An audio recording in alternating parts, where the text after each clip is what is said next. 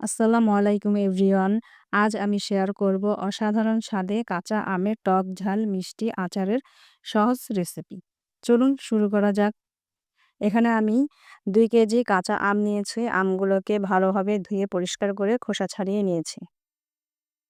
এখন একটা প্যানে ৩ টে শুকনো মরিচ, ৩ টেবিল চামচ পাঁচফোড়ন দিয়ে মশলাগুলোকে হালকা আঁচে মুচমুচে করে ভেজে নেব। বেশি আঁচে ভাজা যাবে না, তাহলে পুড়ে তিতা হয়ে যাবে। ভাজা হয়ে গেলে ঠান্ডা করে আমি একটা ব্লেন্ডার জারে মশলাগুলোকে গুঁড়ো করে নেব। এখন একটা প্যান বসিয়ে দিয়েছি। প্যানে আমি দিয়ে দেব ১ কাপ সরিষার তেল। তেলটা গরম হয়ে গেলে এখানে কিছু মশলা এড করব। তেজপাতা, শুকনো মরিচ, এলাচি, দারচিনি। মশলাগুলোকে তেলের সাথে একটু ভেজে নেব। ভাজা হয়ে গেলে এখন দিয়ে দেব ২ টেবিল চামচ আদা রসুন পেস্ট। আদা রসুনগুলোকে তেলের সাথে একটু ভালোভাবে ভেজে নেব, এর কাঁচা গন্ধটা যাওয়া পর্যন্ত।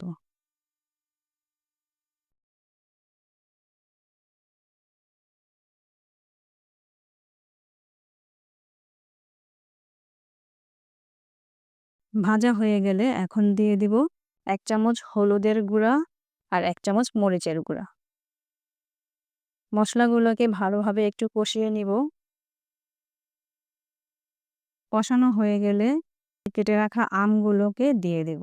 আমগুলো আমি একটু ফ্যানের নিচে বাতাসে শুকিয়ে নিয়েছি। আমের গায়ে যে পানিটুকু ছিল সেটা শুকিয়ে গেছে। এখন আমগুলো দিয়ে ভালোভাবে মসলার সাথে নেড়েচেড়ে একটু ভেজে নিব।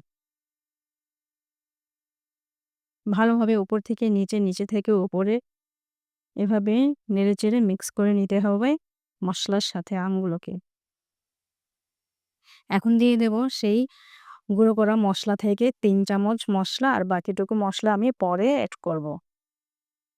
এখন মসলার সাথে আমগুলোকে ভালোভাবে নেড়েচেড়ে মিক্স করে নিচ্ছি।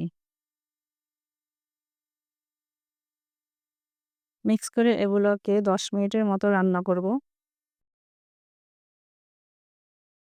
আমগুলোকে ভালোভাবে মসলার সাথে মিক্স করে নেব। একটু ভেজে নেব ভালোভাবে।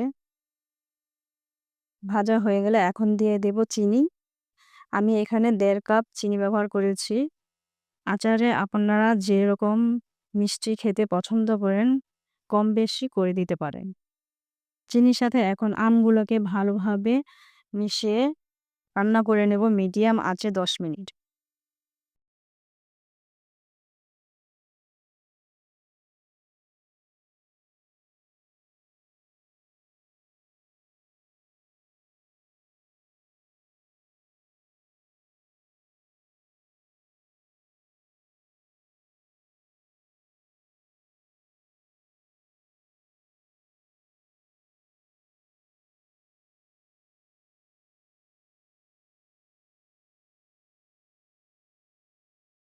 ২ চামচ লবণ দিয়ে দিব।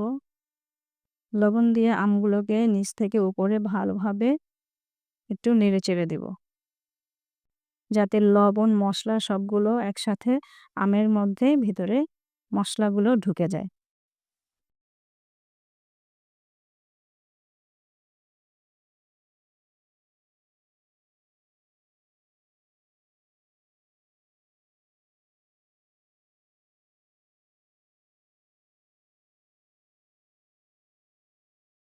এখন দিয়ে দেব আমার ঘরে বানানো কাসুন্দি থেকে ৩ টেবিল চামচ কাসুন্দি। আপনারা এখানে সরিষা বাটা ইউজ করতে পারেন। কাসুন্দির রেসিপিটা অলরেডি আমার পেজে দেয়া আছে, আপনারা দেখে নিতে পারেন। কাসুন্দির সাথে এখন আমগুলোকে ভালোভাবে নিচ থেকে উপরে এভাবে নেড়েচেড়ে মিক্স করে নিতে হবে।